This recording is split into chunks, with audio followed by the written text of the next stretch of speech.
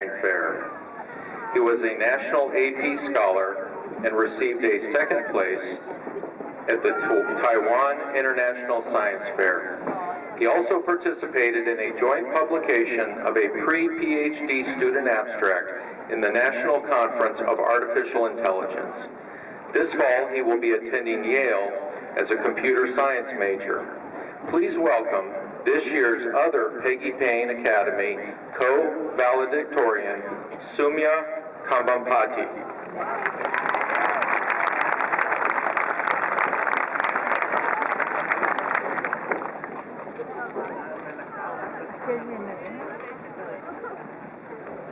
Thank you, Principal Hoffland, for that kind introduction. Hello, class of 2014. Are y'all ready for graduation? Well, you suffered through 4 years of classes and assignments and band practices. And now it all comes down to my little speech, standing between you and your tassel dance. So I'll try to keep this brief. I would like to start by thanking a few people. My parents have put up with me for 17 long years. They deserve our collective sympathy. Mr. Hazel, you have been an awesome fixture at McClintock for the 4 years I was here.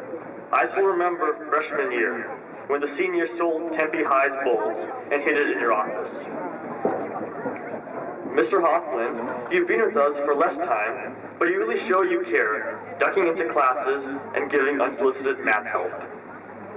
A shout out to Mr. Barkdahl too, and his Math Olympics, Ghetto Santa and Shark Doll. You are probably the strangest, yet greatest teacher I've had. I would also like to thank Mrs. Dodge and Ms. Zinke for getting me to do science fairs through a combination of excessive braid weight and intimidation. Mr. Clark and Mr. Bradley for their amazing AP history classes.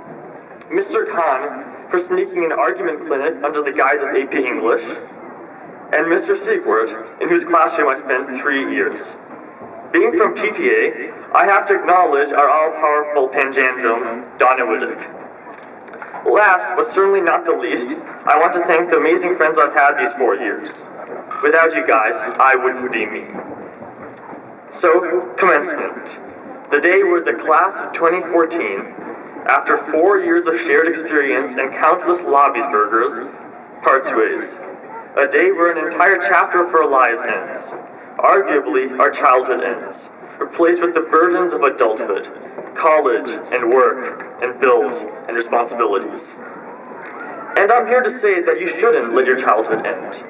Margaret Mead once said, "It is utterly false and cruelly arbitrary to put all the play and learning into childhood, all the work into middle age, and all the regrets into old age."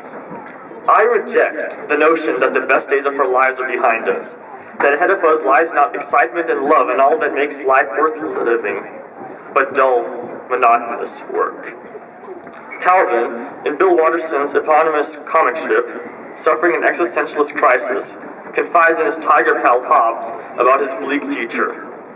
"Here I am," Calvin says, 11 more years of school to go. Then college, then maybe graduate school, and then I work until I die. What kind of world is this? What about exploring and discovering and playing? Those things are important too. Well, Hobbes starts, you still have afternoons and weekends. Calvin looks awestruck. But that's when I watch TV. Class of 2014, you still have the afternoons and weekends. Go exploring and discovering and playing. Be a child. Childhood as a social construct might be over, but in our hearts, we must make sure it endures. Because life is too short, and if you single-mindedly pursue your material goals, you'll end up passing life by. John Lennon was right when he said, "Life is what happens when we're busy making plans." So go and do the impossible with a quixotic naivety that is not. But don't be afraid to stop for a moment on the relentless roller coaster that is adulthood and play a little bit. Stay a child at heart, inquisitive and fun-loving even while your burdens and responsibilities increase. Remember the words of George Bernard Shaw, who said, "We don't stop playing because we grow old. We grow old because we stop playing." Thank you.